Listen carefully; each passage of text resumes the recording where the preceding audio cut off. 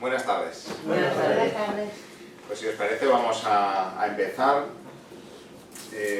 esta última jornada formativa de esta formación que desde hace años estamos recibiendo en esta parroquia, pero una formación lanzada a todo el que quiera participar. Siempre nos gustaría que llegara a más gente, ¿no? Y entonces seguramente uno de los objetivos para los próximos cursos es pues darle más difusión, porque nos hace falta formarnos en la Sagrada Escritura, nos hace falta formarnos especialmente en los Evangelios, nos hace falta fundamentar mejor nuestra fe y la Sagrada Escritura siempre tiene que estar ahí, no ser conformistas con lo que vamos conociendo de los Evangelios, de todos los libros que forman parte del Nuevo Testamento, del Antiguo Testamento, que en algún momento imagino que nos meteremos también ahí, ¿no? Entonces, bien. Pues nada, esto ya lo iremos concretando, pero esta es nuestra última jornada formativa de este curso. Estamos muy contentos, la verdad, de mantenernos en esta formación bíblica y de ser acompañados por alguien que no es cualquiera en esta materia de la Sagrada Escritura, ¿no? Y que además, pues, no solo nos ha ayudado estas jornadas, estos años, a saber más cosas, sino incluso también pues, a acrecentar la relación, la amistad, el cariño y el vínculo también entre los que vamos viniendo aquí, ¿no? Pues, bueno, pues todo esto hace comunidad también y hace iglesia, ¿no? La palabra de Dios, cuando la profundizamos, también acrecienta los vínculos eclesiales, ¿no? Eso es evidente. Y nada, pues vamos a abordar esta última jornada en torno al Evangelio de San Mateo. No sé si esto continuará, no sé si se termina el Evangelio de Mateo con esta, ahora nos lo dirá don Ricardo, con esta jornada. El Evangelio de Mateo da para mucho más, seguramente, ¿no? Pero bueno, él que nos diga, ¿no? Por adelantado le damos muchas gracias por darnos tanto, ¿vale? Porque no es solo lo que se nos da, sino lo que nos provoca. Eso está muy bien en un profesor, ¿no? Que uno salga de la reunión, de la formación y vaya a un libro, a internet. Esto que ha dicho, esto me ha dejado ahí un poco inquieto, ¿no? Pues quiero saber más de esto, ¿no? Si un profesor nos provoca eso, pues eso dice mucho de un docente, ¿no? De un profesor, de un teólogo, de un profesor de Sagrada Escritura. Así que damos las gracias por los conocimientos y por la provocación a saber más. Gracias.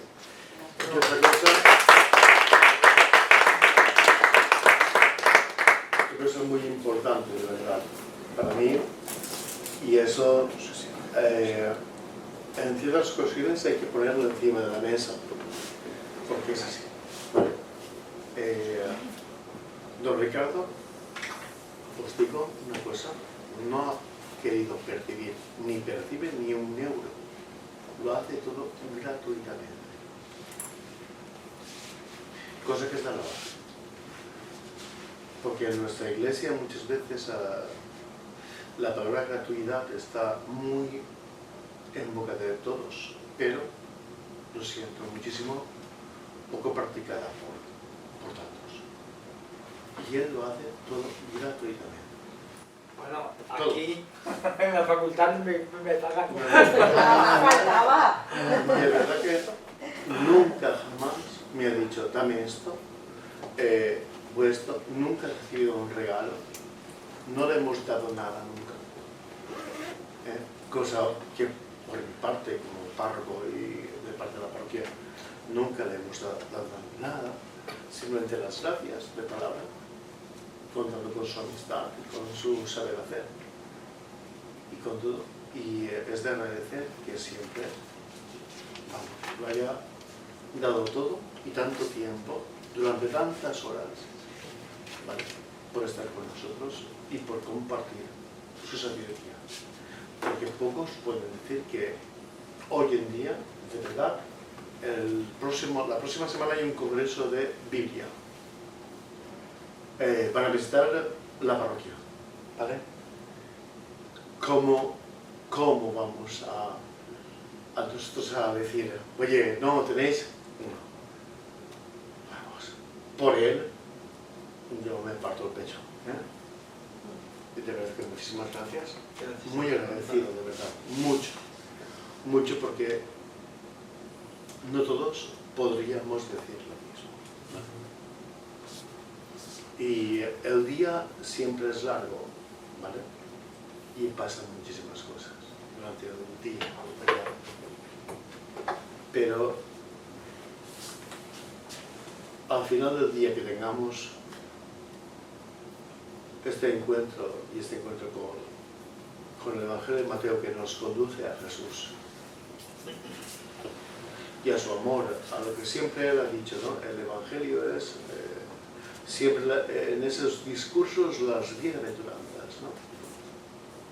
Y otras muchas cosas más que hemos oído y hemos explicado. Bueno, ha explicado él, yo no he dicho nada, ¿vale?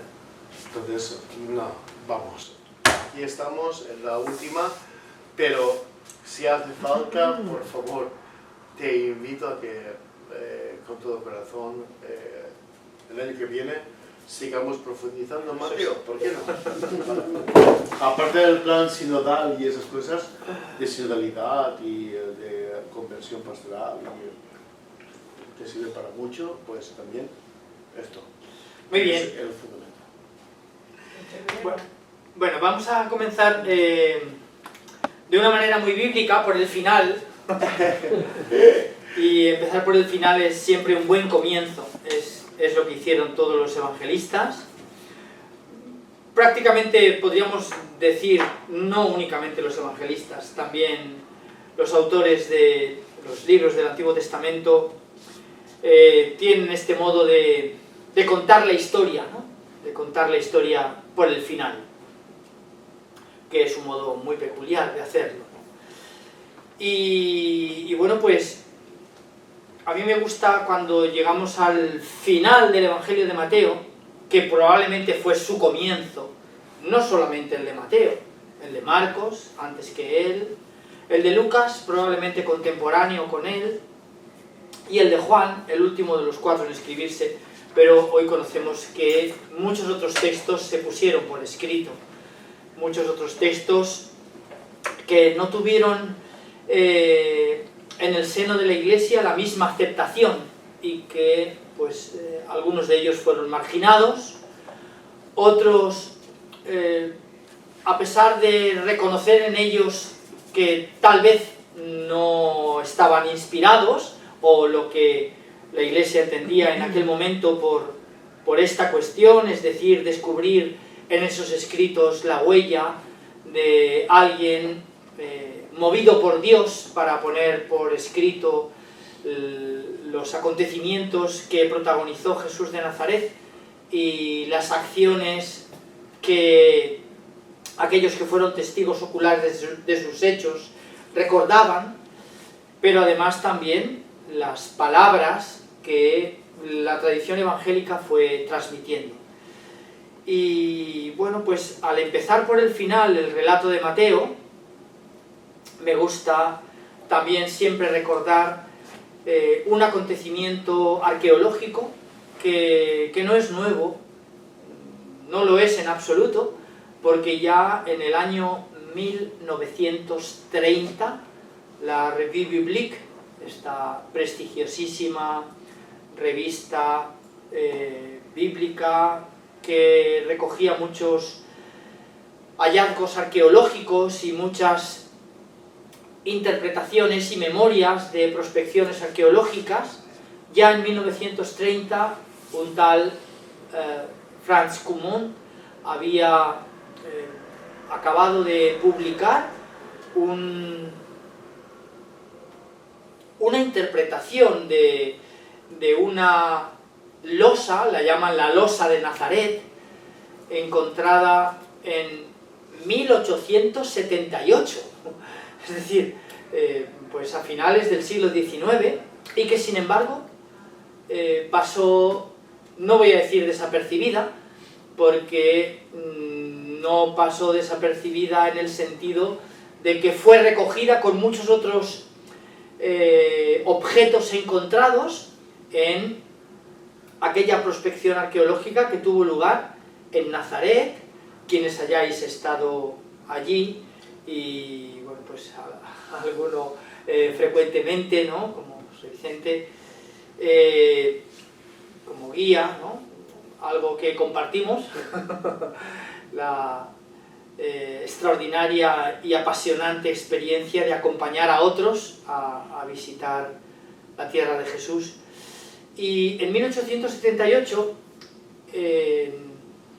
la idea que la custodia franciscana tuvo de agrandar la Casa Nova de Nazaret, es decir, esta casa de los peregrinos, pues empezaron una excavación para ampliarla y dar mayor cabida a los que desde el siglo IV ya de una manera frecuente, como sabemos por relatos de peregrinos, especialmente por el relato de la peregrina Egeria, que en el año 381 empieza ese diario que mantiene con aquella comunidad del Bierzo, a la que iba comunicándole toda su experiencia de aquellos 3 años andariegos en los que visita Siria, el Líbano, Jordania, Egipto y aquel territorio conocido con tantos nombres, ¿no? Desde la tierra de Canaán, en primer lugar, hasta pues la tierra prometida, la tierra que emana leche y miel, la tierra de Israel, la tierra de Palestina, bueno, y que pues también ella puso por escrito todos esos recuerdos y memorias de su paso, especialmente queriendo poner de relieve la liturgia que precisamente en aquellos años, un año antes, con el edicto de Éfeso se había logrado la oficialización del cristianismo como religión oficial del Imperio Romano con el emperador Teodosio, pero bastante tiempo antes, en el 313, con el edicto de Milán, el edicto del emperador Constantino, se había logrado aquella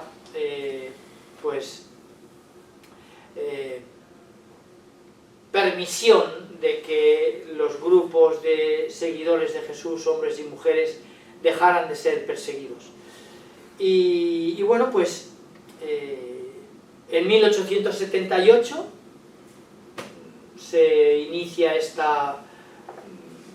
este intento de ampliar la casa de peregrinos de los frailes franciscanos de Nazaret, que tenían, como sabéis, la Basílica de la Anunciación, ¿no? Una basílica con muchísima historia también, pero bueno, pues cualquier obra de ampliación de un lugar, hay siempre una excavación arqueológica, una prospección que te permite o no llevar adelante unas obras, dependiendo de lo que haya debajo. Y claro, en un lugar como los santos lugares de Tierra Santa es bien difícil no encontrarnos con algo debajo de nuestros pies, ¿no? Allí salieron muchos objetos que, como digo, no es que fueran dejados de lado, pero no llamó la atención de nadie. Y algún tiempo después, como he dicho, 1930, este arqueólogo Franz Common, al estudiar aquellos objetos que fueron llevados a Francia, al Museo de las Medallas y las Estampas, como se le llama, ¿no? Y allí este arqueólogo se encontró con una losa, llamada de ese modo, la losa de Nazaret, con 22 líneas escritas en griego, no en el griego clásico de Platón y Aristóteles, ni siquiera en el griego que conocemos como el griego helenístico, que es en el que se redacta esta traducción que en el siglo III a.C. pasa las escrituras sagradas de Israel, escritas en hebreo, y que precisamente motivado por la petición del rey Ptolomeo al Sanedrín de Jerusalén, que precisamente por la inmensa y numerosísima colonia judía en Alejandría de Egipto, pues la necesidad de que pudieran rezar estos judíos que tenían lengua griega, también en su culto, pudieran leer las escrituras sagradas en griego. Ni siquiera está escrito esa losa en este griego que llamamos, iba a decir griego helenístico, pero no es tampoco griego helenístico, ¿no? Desde la filología tendríamos que precisar, porque el griego helenístico es muy amplio, desde el siglo IV a.C. hasta el IV después de Cristo, probablemente la etapa más larga de la historia de la lengua griega, que tuvo una producción literaria. Y dentro de ese griego helenístico hay este griego llamado, lo conocemos como griego bíblico, ¿no? Que recogería este griego del Antiguo Testamento, que llamamos los cristianos, o esa versión, una de las, tampoco de las muchas, pero sí al menos 4, que los judíos pusieron en marcha para traducir sus escrituras sagradas, la de Teodoción, la de Áquila y la de Símaco, junto con esta de la Septuaginta, ¿no? Que es probablemente la más importante y la más conocida. Bueno, era un griego, se encontró este arqueólogo Franz Kommun, muy peculiar. Era un griego de traducción, no era un griego producido de una primera redacción, sino un griego en el que fue traducido, y fue traducido ni más ni menos que un rescripto imperial, es decir, una orden del emperador.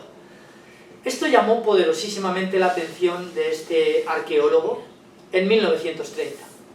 Y llamó poderosísimamente la atención porque ¿a qué venía esta losa que él sabía había sido encontrada en un lugar tan insignificante como Nazaret? Claro, hoy que yo diga esto, un lugar tan insignificante como Nazaret sería para apalearme, ¿no? Pero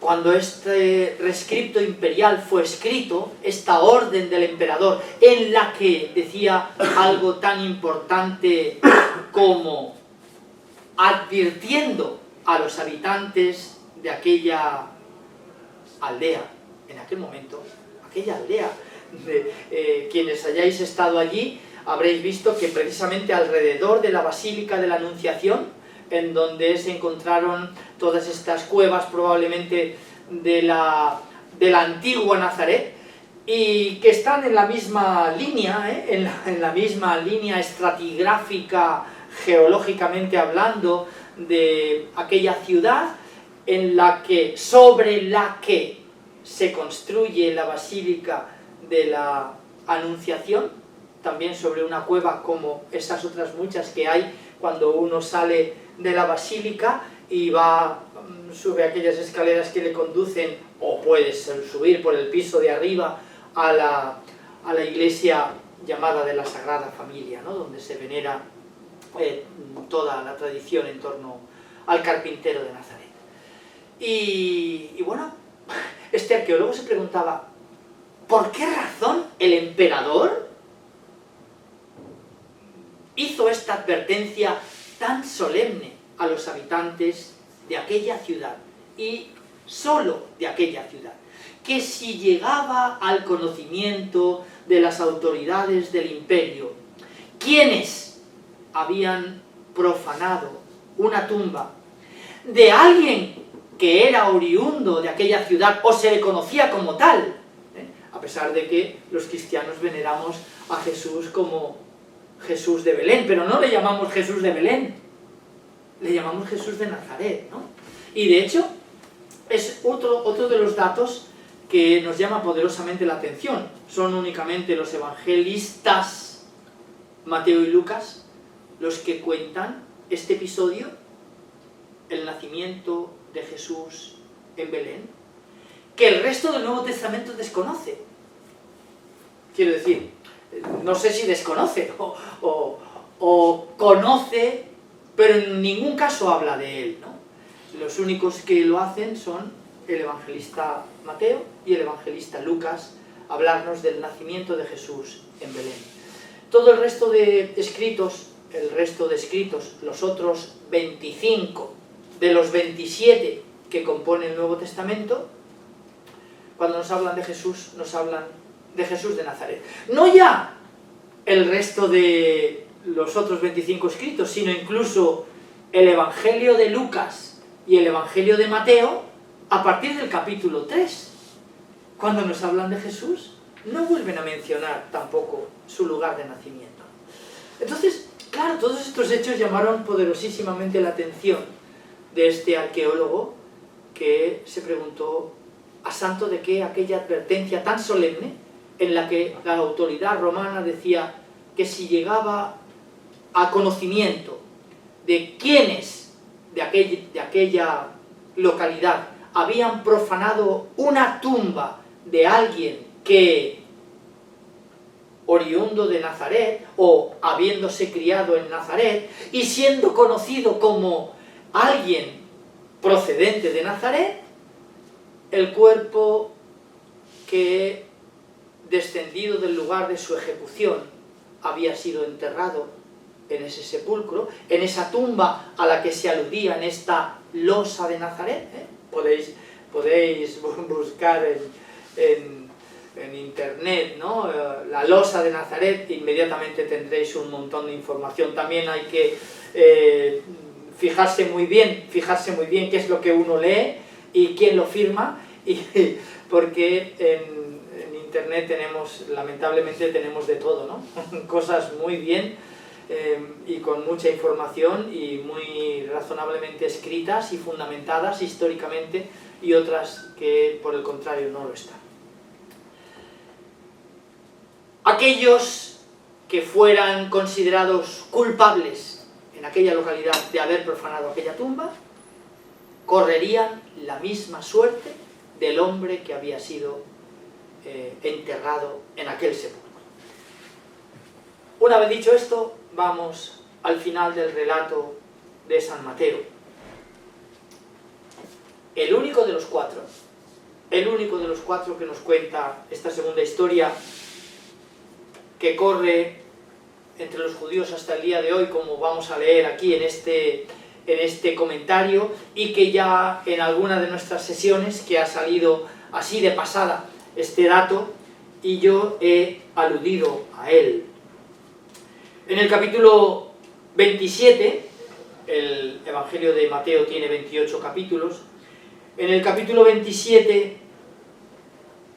en donde el relato llega a su fin, pero como digo, muy probablemente este es el comienzo no ya de Mateo, este es el comienzo de Mateo, y lo había sido antes que este Evangelio, el de Marcos, ese mismo momento, el final, y el final es este,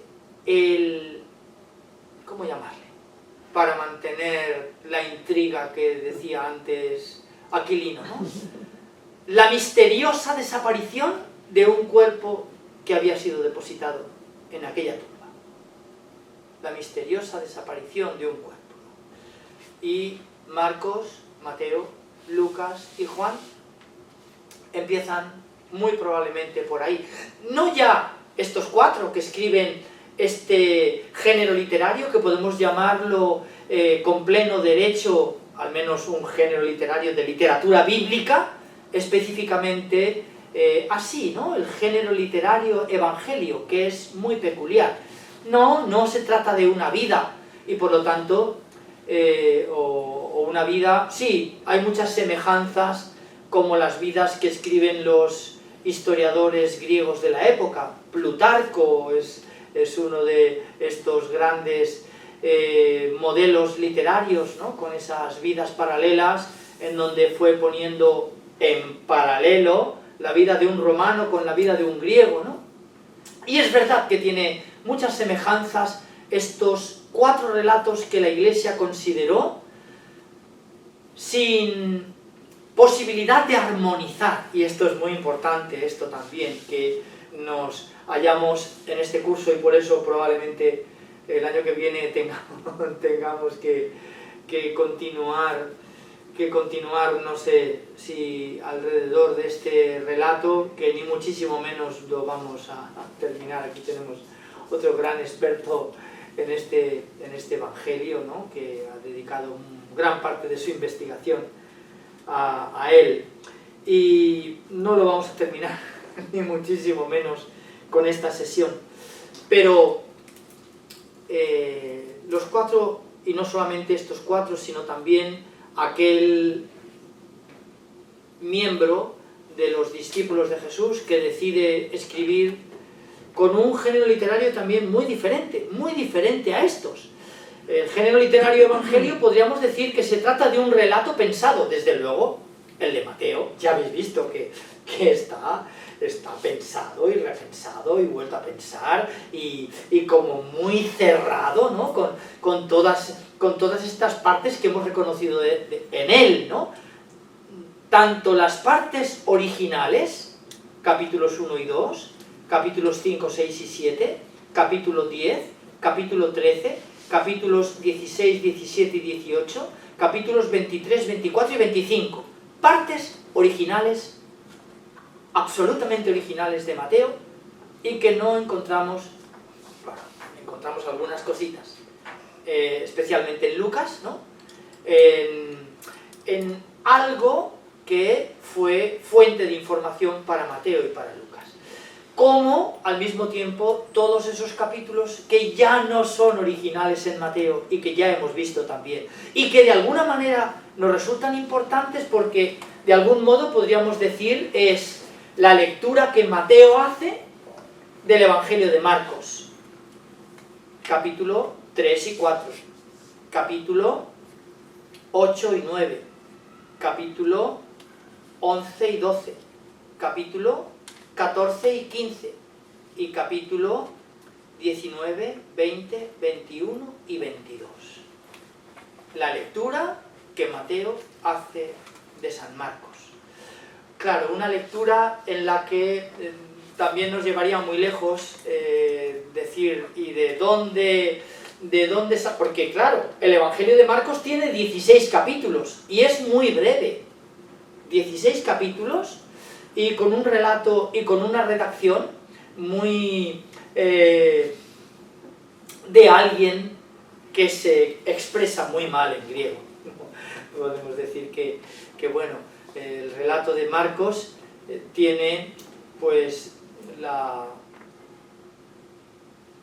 tal vez estrella importante de saber que es el más antiguo de los 4, pero bueno, aquí también se discutió muchísimo, y se discutió muchísimo precisamente con este evangelio, con el de Mateo, si había un Mateo anterior en arameo, ¿no?, y luego una traducción al griego, pero luego además también todo lo que San Agustín, que ya hemos aludido a esa cuestión, había dicho sobre el pobre Marcos, permitidme la expresión de decir esto, sobre el pobre Marcos, que según San Agustín se habría limitado a resumir el Evangelio de Mateo, ¿no? Y cuando en el siglo XIX la investigación moderna de los Evangelios, con los métodos modernos que utilizamos los filólogos, ¿no?, y que nos permiten bucear dentro de un texto como un investigador analiza en un laboratorio algo, ¿no?, un trozo de tejido humano, o un arqueólogo un trozo de cualquier objeto encontrado en una prospección arqueológica. Bueno, pues también los filólogos podemos, ¿no?, sumergirnos dentro de un texto y identificar manos diferentes, momentos distintos, textos añadidos, textos cambiados de lugar, textos procedentes de probablemente una tradición, pero con certeza una tradición escrita, textos procedentes de una tradición, pero también con certeza no una tradición escrita, bueno, y así sucesivamente, ¿no? De modo que habría mucho que decir a propósito de esta lectura que Mateo hace de Marcos, ¿no? Y que no voy a decir que duplica las páginas, pero casi.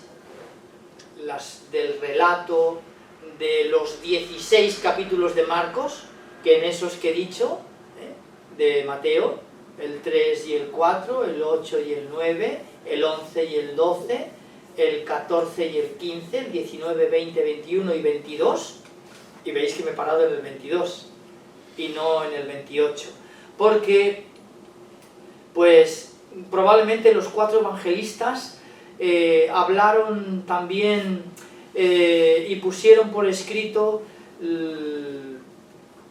quizás un relato que circula y que la tradición cristiana primitiva reconoce con el nombre de el Evangelio de la Pasión, ¿no? Y que probablemente está en el origen junto con otras fuentes, porque Mateo, ya hemos visto, utiliza a Marcos, Lucas junto con Mateo también utiliza a Marcos, y ambos, Mateo y Lucas, utilizan ese otro escrito, el Evangelio de Dichos del Señor, pero probablemente también Marcos y Juan junto con Mateo y Lucas utilizan este llamado Evangelio de la Pasión, que recogería en el relato de Mateo los capítulos 26, 27 y 28, ¿no? Y que pues tendríamos relatos que son también diferentes. Lo son en Marcos, el primer relato de los evangelios que se escriben, lo son en Mateo, lo son en Lucas y lo son en Juan.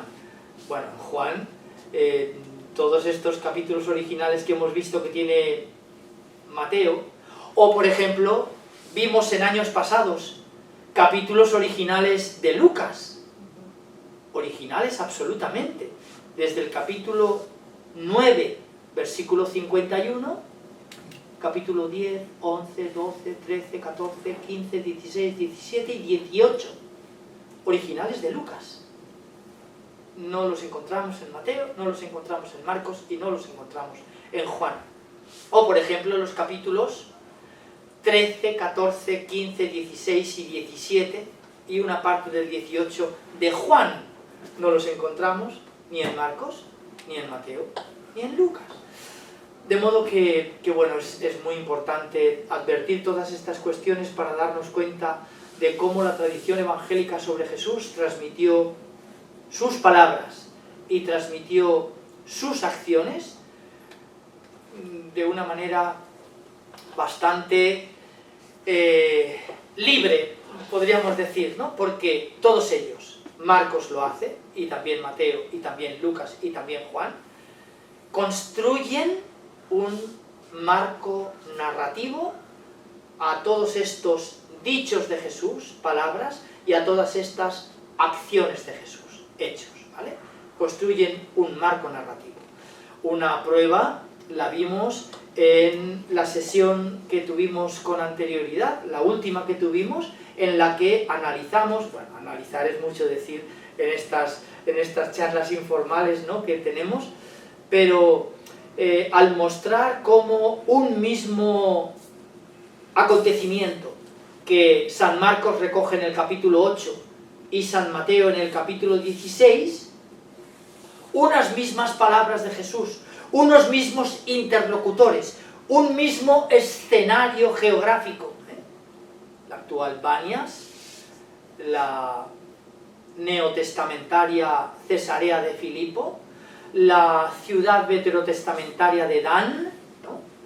Y que, bueno, pues en ese mismo lugar, con aquella misma pregunta de Jesús, ¿quién dice la gente que es el Hijo del Hombre? ¿Vosotros quién decís que soy yo? Aquella respuesta de Pedro, y vimos el final en el relato de Marcos, a partir del versículo 29 del capítulo 8, en donde por 3 veces Jesús anuncia que va a morir, que padecerá, que será crucificado, y Pedro, resistiéndose a la aceptación de esa muerte, dice, eso no va a suceder, ¿no? Y el relato termina con aquellas palabras que ya vimos y que pueden traducirse de muchas maneras, pero bueno, la traducción así que encontramos más habitual en la mayor parte de las ediciones bíblicas es apártate de mí, Satanás.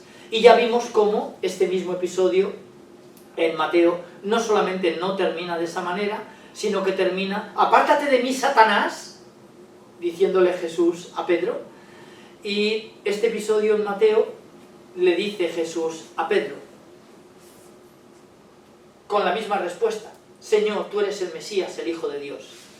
Y en Mateo Jesús le responde, dichoso eres tú, Simón, hijo de Jonás, porque esto no te lo ha revelado ni la carne ni la sangre, sino mi Padre que está en los cielos. Tú eres Pedro, y sobre esta piedra edificaré mi iglesia. Lo que ates en la tierra quedará atado en los cielos, lo que desates en la tierra quedará desatado en los cielos. Bueno, pues simplemente un botón de muestra, podríamos estar probablemente, y a medida que vamos ya profundizando en nuestra formación bíblica, lo hicimos con San Pablo, estuvimos varios años con San Pablo, hicimos varias rutas paulinas también, con esta agrupación puesta últimamente en discusión, ¿no?, de si hubo 3 viajes o 2, ¿no?, de este apóstol que es el primer escritor cristiano, el primer escritor cristiano, o al menos el primero de los que conservamos sus escritos, ¿no? Bueno, sus escritos, los escritos que han llegado hasta nosotros. También hablamos en su momento de todas estas cosas, sabiendo, como hoy sabemos, que Pablo escribe muchas más cartas de las 13 que hoy conocemos a su nombre y que llevan todas ellas mismo encabezamiento. Yo, Pablo, apóstol de Jesucristo, a la iglesia que se reúne en, ¿vale?, y va cambiando de ciudad, y luego 2 palabras, Jaire, Kai e Irene, ¿no?, que traduce este saludo también hebreo, ¿no?, especialmente la segunda parte del saludo, e Irene, que traduce la palabra hebrea Shalom, ¿no?, y que es tan importante. De modo que todos ellos empezaron por el final. También Pablo empezó por el final sus cartas. Unos escritos, decía, con un género literario totalmente diferente. Un género literario que llamamos epistolar. Y como tal, un género literario casual. Motivado por algo muy concreto.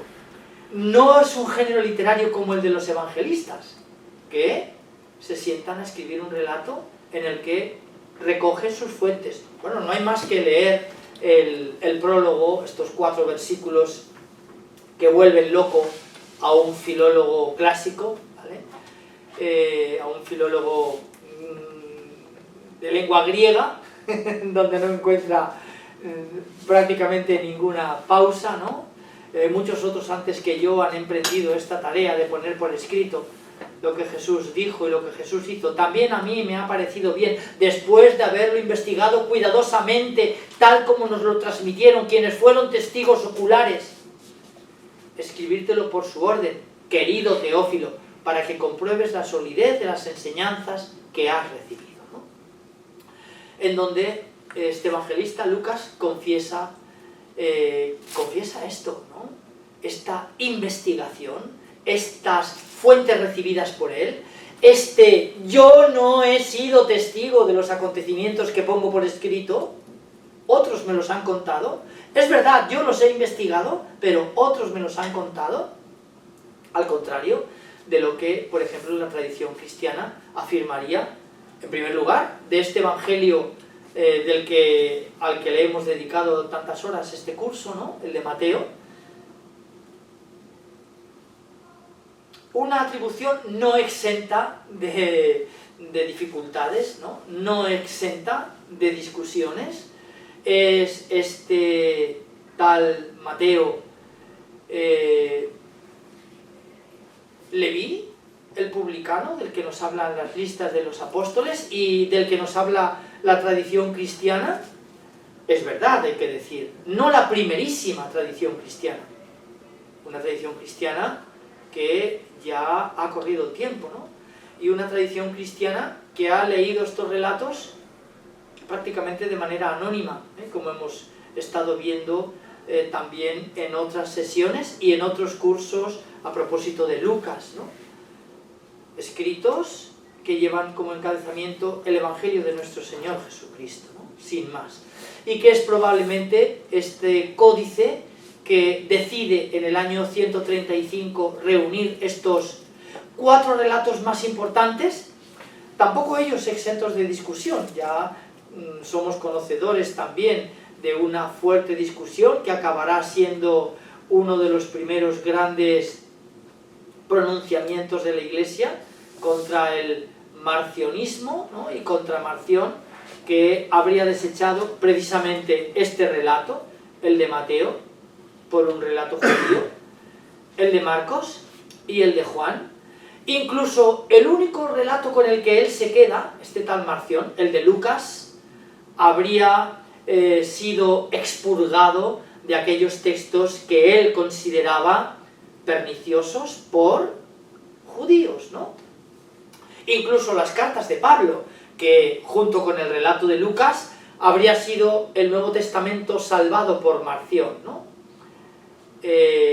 Unas cartas de las que habría eliminado la de Filemón, las 2 a Timoteo y la de Tito, ¿vale? Y se habría quedado Marción con las cartas, las 9 cartas dirigidas a comunidades, ¿vale? Romanos, Corintios, etc. De modo que tenemos también esta cuestión de el problema judío en un momento, el problema judío entre el grupo cristiano, que paradójicamente y curiosamente, y habiendo nacido de ese tronco que hoy la investigación afortunadamente ha recuperado, ¿no? Y como ya estuvimos hablando también en días pasados, no solamente ha recuperado, sino que está leyendo el Nuevo Testamento within Judaism, ¿no?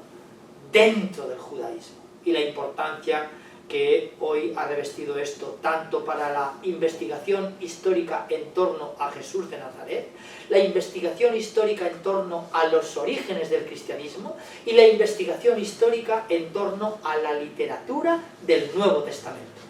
Hoy no la podemos considerar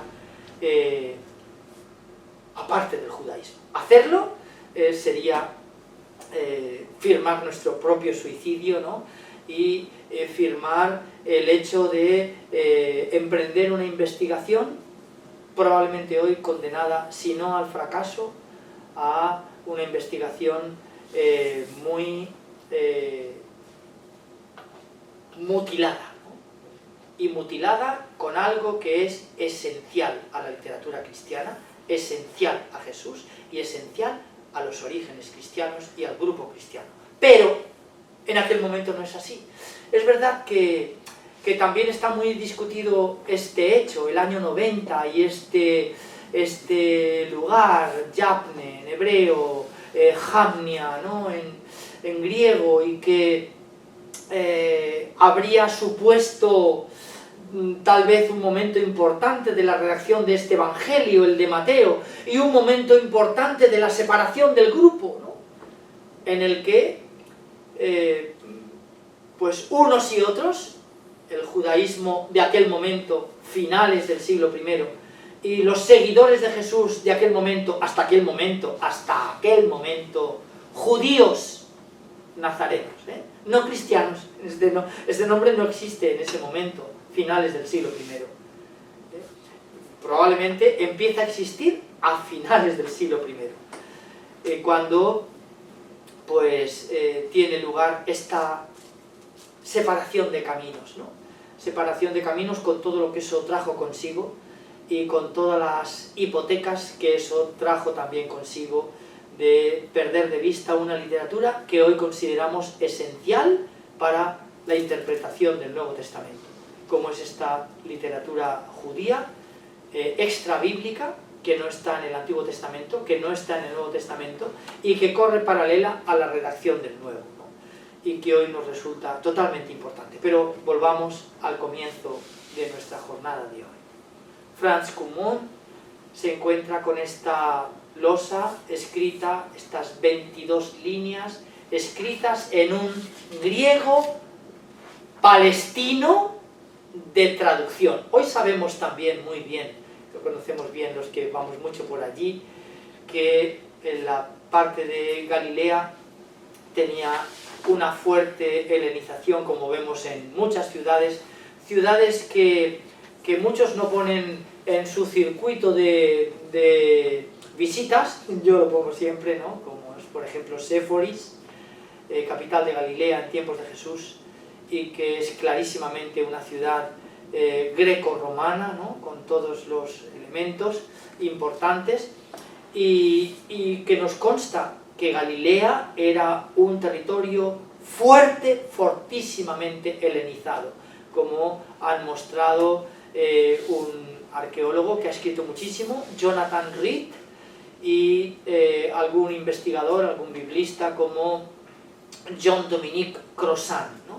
Incluso con libros que han escrito ambos, uno desde el punto de vista arqueológico, el otro desde el punto de vista bíblico.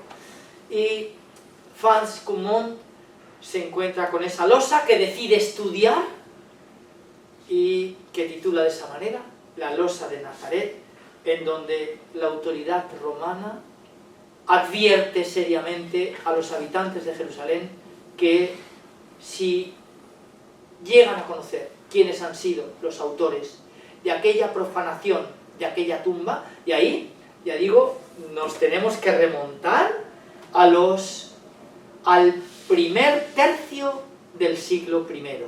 Primer tercio del siglo I. Una losa que, como he dicho, encontrada por los arqueólogos en 1878 y estudiada por un arqueólogo francés en 1930. Pero un material esculpido en la roca del primer tercio del siglo I, en donde la autoridad romana hace esta seria advertencia a los habitantes de Nazaret, que si pillan a los que han entrado en aquel sepulcro y han hecho, y vamos a repetir lo mismo, repitiendo la intriga, han hecho desaparecer el cuerpo que allí estaba enterrado. Y ahora quiero, pues, leer las palabras de Mateo en el capítulo 27, a partir del versículo, creo, 55, 56 y 57. Sí, voy a leer esos tres mismos. 55, capítulo 27, versículo a partir del 55. Allí había muchas mujeres que miraban desde lejos, aquellas que habían seguido a Jesús desde Galilea para servirlo. Está hablando del momento de la crucifixión. Fijaos también esta diferencia de narración. También Marcos dice lo mismo. Aquella contemplación también por el mismo grupo de seguidores de Jesús. Ellas que contemplan desde lejos, nos dice aquella crucifixión. Y Lucas hace lo mismo, es solamente Juan en el capítulo 19, si recordáis, nos cuenta esta escena en donde estas mujeres están al pie de aquella cruz y que junto con ellas está este que confiesa y que confesará especialmente en el capítulo 21. Este también es un dato que es muy importante, porque este evangelio que conocemos como el evangelio del discípulo amado, pues en ese capítulo 21 él afirma haber sido testigo de, por ejemplo, al contrario de lo que hace Lucas, según nos lo transmitieron quienes fueron testigos oculares, me ha parecido bien investigarlo cuidadosamente y escribírtelo por su orden, querido Teófilo, dirá Lucas, ¿no? Pero en el capítulo 21, ese enigmático, y digo enigmático porque es verdad, la tradición cristiana tiene una identificación importante de asociar este tal discípulo al que Jesús más quería con Juan, hermano de Santiago y el hijo del Zebedeo, pero no es la única identificación que a lo largo de todos estos siglos de investigación ha habido en torno a este enigmático discípulo amado. Bueno, aquellas mujeres, versículo 56, entre ellas María, la de Magdala, y María, la madre de Santiago y de José y de Jesús, y la madre de los hijos del Zebedeo. Versículo 57. Al anochecer llegó un hombre rico de Arimatea llamado José, que era también discípulo de Jesús. Hago otro paréntesis muy importante, por toda otra serie de literatura cristiana que nos resulta importante, de literatura cristiana y de literatura romana.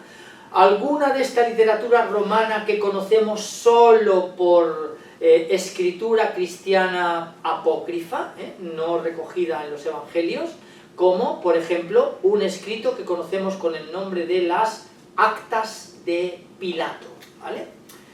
En donde este tal José de Arimatea, que, atención lo que dice Mateo, que también era discípulo de Jesús.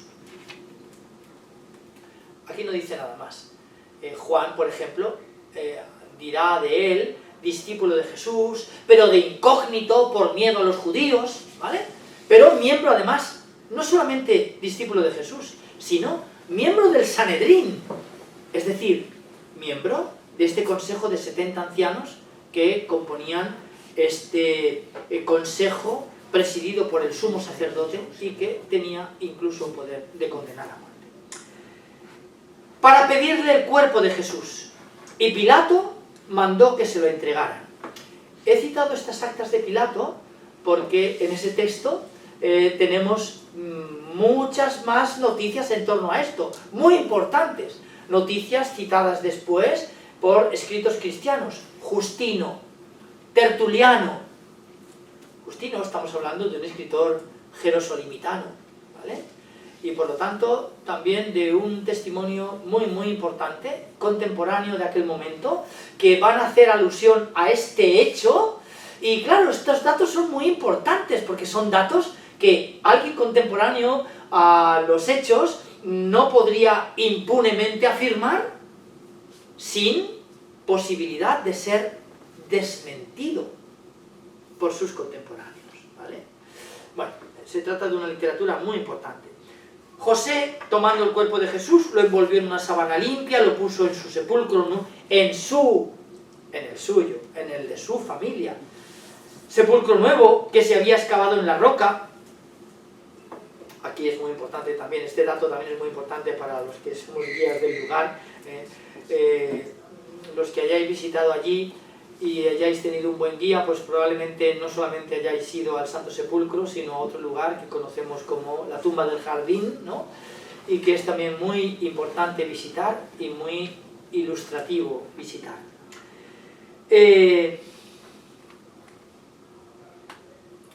Lo puso en su sepulcro nuevo que había sido excavado en la roca, rodó una piedra grande a la entrada del sepulcro y se marchó. María, la de Magdala, y la otra María se quedaron allí, sentadas, enfrente del sepulcro. Aquí también tenemos gran literatura cristiana extra bíblica que no está en el Nuevo Testamento, ¿no? Que nos habla también de estas mujeres y del testimonio y de lo que hicieron en aquel momento, ¿no? A la mañana siguiente, pasado el día de la preparación, acudieron en grupo los sumos sacerdotes y los fariseos a Pilato y le dijeron, atención ahora ya, Señor, estos son las autoridades y este grupo importante de judíos que van a Poncio Pilato, el gobernador, perfecto, para decirle: Señor, nos hemos acordado de que aquel impostor, se está refiriendo a Jesús, cuando dicen aquel impostor, estando en vida anunció: a los 3 días resucitaré. Por eso ordena que vigilen el sepulcro hasta el 3er día. Atención, lo que dicen estos que van a visitar a Pilato: no sea que vayan sus discípulos, se lleven el cuerpo y digan al pueblo: ha resucitado de entre los muertos. Esta última impostura sería peor que la primera. Aquí se terminan las comillas y se terminan lo que estas autoridades religiosas de Israel le dicen al gobernador romano. Pilato contestó, y Mateo de nuevo vuelve a abrir comillas. Esto es también muy importante, ya lo hemos hablado muchas veces a lo largo de nuestro curso. Es muy importante hacer esta lectura de los evangelios fijándonos en las comillas que los evangelistas ponen, en donde evidentemente el evangelista confiesa una fuente recibida por él, ¿no?, probablemente de testigos oculares, en el caso, por ejemplo, de Lucas, que él no ha sido testigo ocular. En el caso de Marcos, que tampoco ha sido testigo ocular, como recoge esta fuente tan antigua que tenemos, en donde un Santo Padre vincula el relato de Marcos con la redacción de San Pedro y la predicación de San Pedro en la ciudad de Roma. Bueno, Pilato, 2 puntos, abre comillas. Ahí tenéis la guardia, id vosotros, asegurad la vigilancia como sabéis. Ellos aseguraron el sepulcro, aquí es el narrador, el que escribe, aquí es el evangelista, se han acabado las comillas. Ellos aseguraron el sepulcro, sellando la piedra y colocando la guardia. Capítulo 28. Pasado el sábado, al alborear el primer día de la semana, no es el lunes, estamos hablando del domingo, fueron María, la de Magdala, y la otra María a ver el sepulcro, y de pronto tembló fuertemente la tierra, pues un ángel del Señor. Este texto es también muy importante, y también nos hemos acostumbrado a leer estos textos. El lector asiduo de las Escrituras pues encuentra muchos textos de estos. Capítulo 14 del libro del Éxodo, capítulo 3 del libro del Éxodo, capítulo 9 de los Hechos de los Apóstoles, capítulo 18, capítulo 22, el relato de la transfiguración en todos los relatos del Evangelio, el relato del bautismo de Jesús en todos los relatos del Evangelio, relatos que recogen todos estos mismos elementos.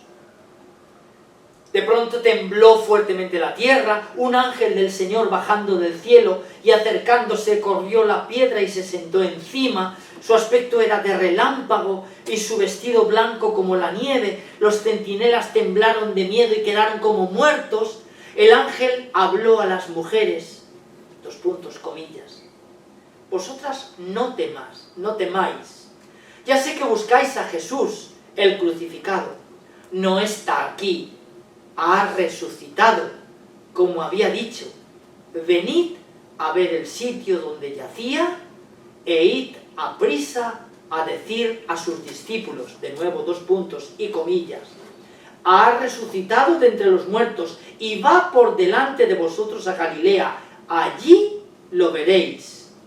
Se cierran unas comillas, mirad, os lo he anunciado. Se cierran las comillas definitivamente.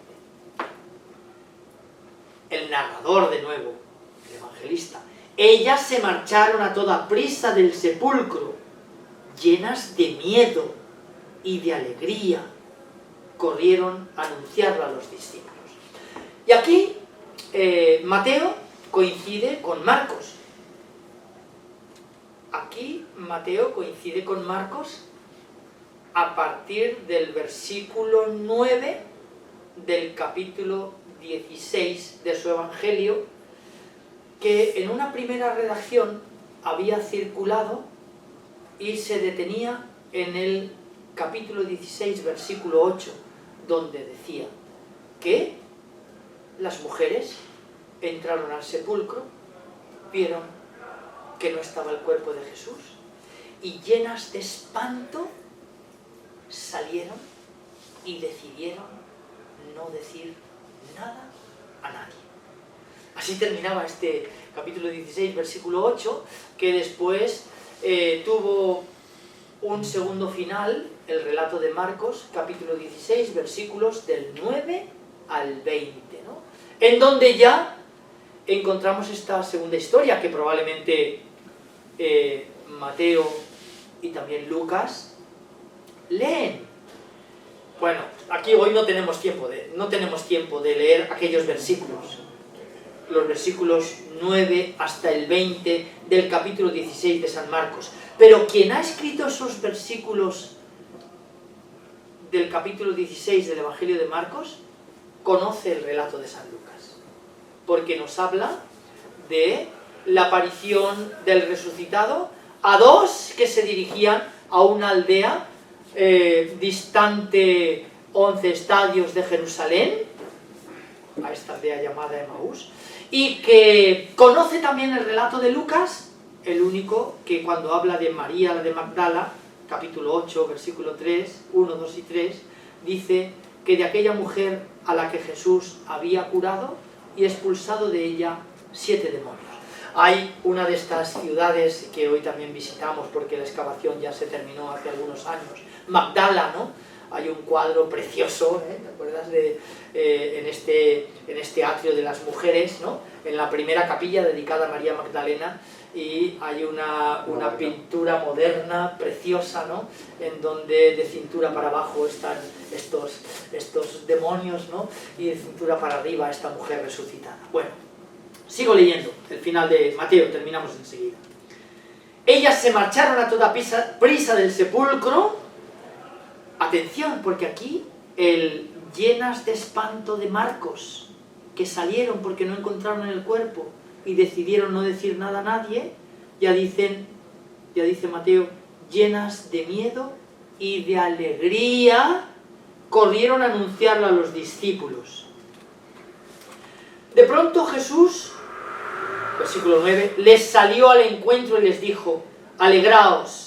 Ellas se acercaron, alegraos, entre comillas, 2 puntos, narrador, ellas se acercaron, le abrazaron los pies y se postraron ante él. Jesús les dijo, de nuevo comillas, no temáis, id a comunicar a mis hermanos que vayan a Galilea, allí me verán.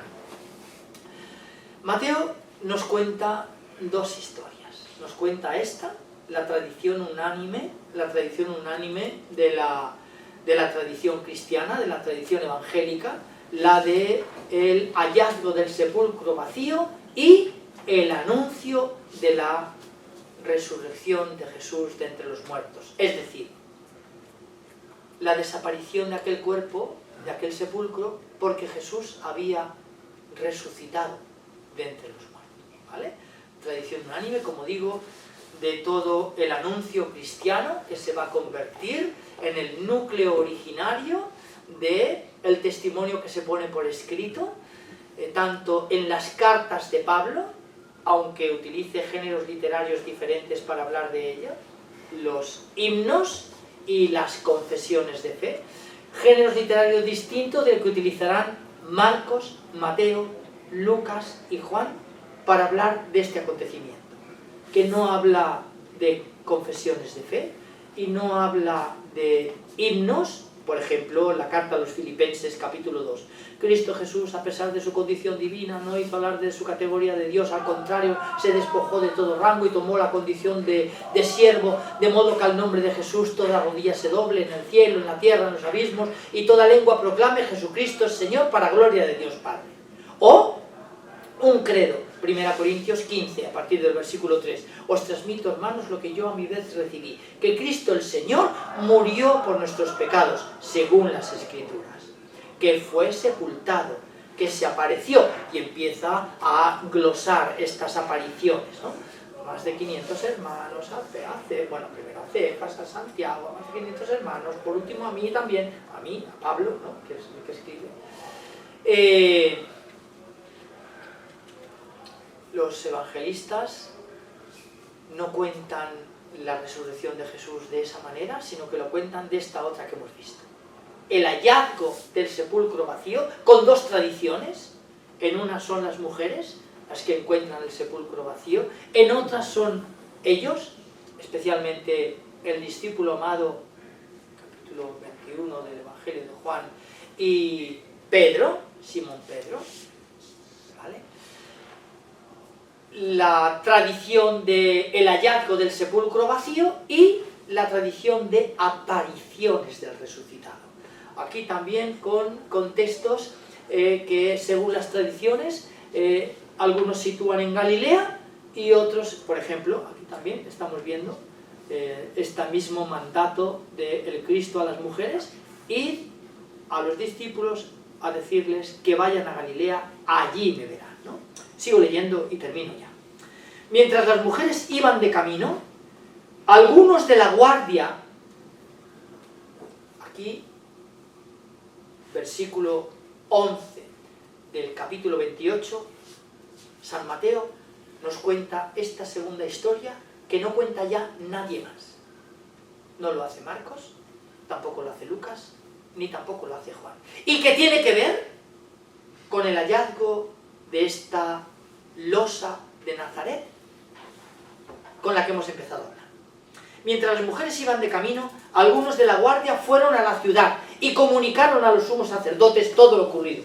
De la guardia del sepulcro. De aquel sepulcro que había sido encomendado a aquellos soldados, evidentemente, que deberían responder con su vida de cualquier anomalía. Imaginaros cómo estarían aquellos pobres, ¿no?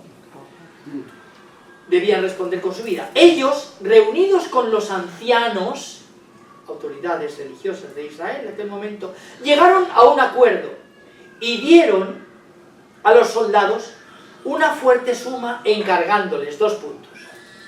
Decid que sus discípulos fueron de noche y robaron el cuerpo mientras vosotros dormíais. Imaginaos esta confesión para un soldado que está de guardia. Y si esto llega a oídos del gobernador, nosotros nos lo ganaremos y os sacaremos de apuros. Se cierran las comillas. Versículo 15 de este capítulo 28 del relato de Mateo, que es el último. Y aquí es el narrador, Mateo, que añade este magnífico y extraordinario versículo 15. Ellos, la guardia, tomaron el dinero y obraron conforme a las instrucciones. Atención. Y esta historia se ha ido difundiendo entre los judíos hasta hoy. De modo que evidentemente esto enlaza con la arqueología, esto enlaza con esta advertencia que pocos momentos después de la crucifixión de Jesús y de la sepultura de Jesús y de la, digámoslo así, misteriosa, milagrosa desaparición de aquel cuerpo, del cadáver donde había sido enterrado,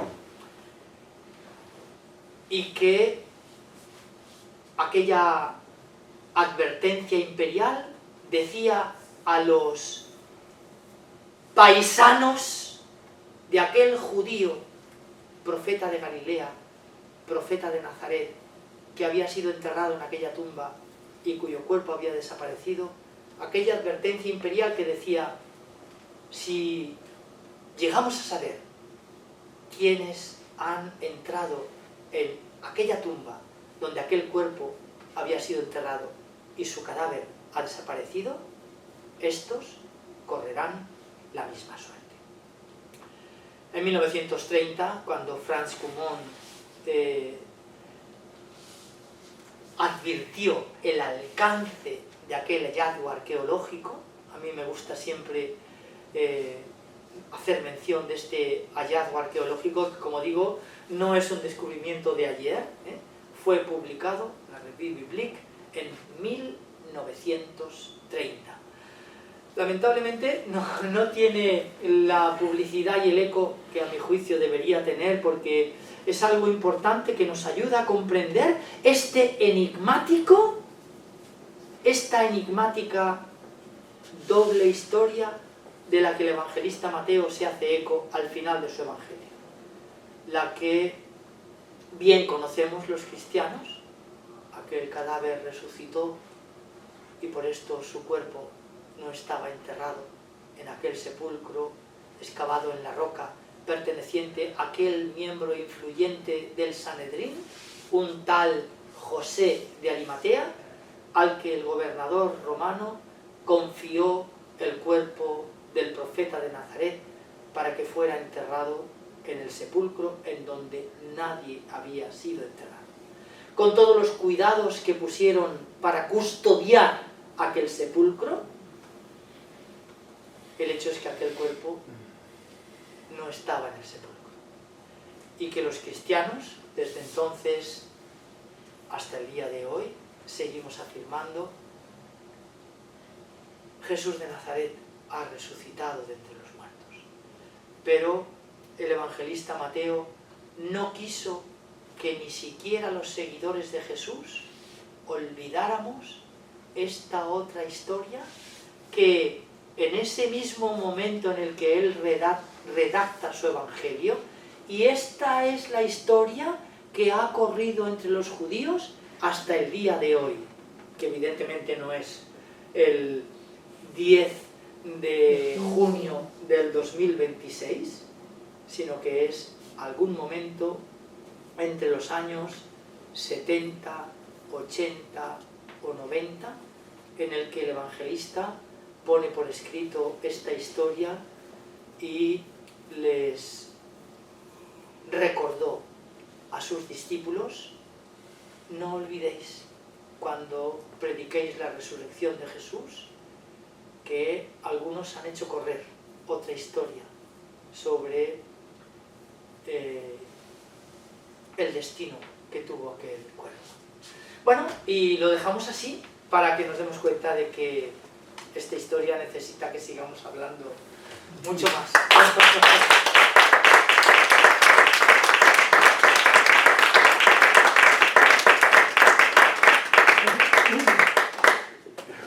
Podríamos hacer 7 minutos más, por tomar el congreso.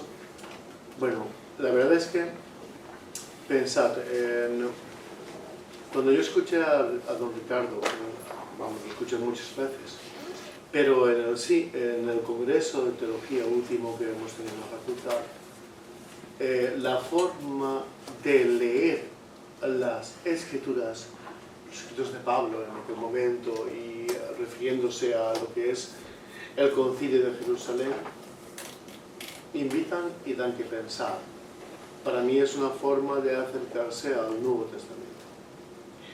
Es decir, leer el Nuevo Testamento no solamente desde el mismo escrito, sino desde el Evangelio, pero en conjunto con los otros Evangelios, en conjunto con lo que sería el Nuevo Testamento, y también en visión, digamos, de la Biblia, y no solamente eso, sino en la cultura donde eso ha nacido. De ahí la referencia nodosa, que en Nazaret también se encuentra otra diciendo Jaina María, que en San Pedro en el Vaticano se encuentra otra losa cubierta por, digamos, una especie de templete, y donde dice: aquí está Pedro.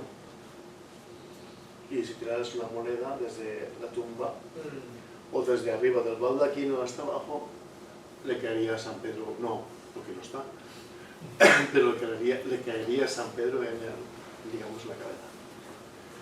Es decir, es como decir, no son argumentos para creer, pero que nos ayudan a ver el Evangelio como un escrito no solamente divino, inspirado, sino que es un evangelio de un creyente. Mateo es un creyente. Mateo es un judío creyente. Es un judío que ha encontrado en Jesús al nuevo Moisés y ha encontrado en él al Señor. Y en definitiva, cuando nos acercamos nosotros al Evangelio o a la palabra de Dios en el Evangelio, nos acercamos como creyentes. Si estas charlas y las futuras y venideras sirven para fundamentar y para profundizar en nuestra fe y la fe en el Cristo resucitado, en ese Cristo que estaba prohibido hablar de Él, porque acabaríamos como Él, ¿vale? O sin miedo alguno a decir, Cristo ha resucitado entre los muertos, según la carne. Pensemos nosotros que no podemos leer el Evangelio sin la Iglesia, sin la comunidad, como francotiradores, sin un contexto, pero evidentemente lo leemos como creyentes. Y que el encuentro entre eso que es palabra viva puede cambiar nuestras vidas. Si para eso han servido estos encuentros, nuestra recompensa es esa. Vamos, más que fundamental. Por lo tanto, de verdad, enhorabuena por haber seguido hasta el final estas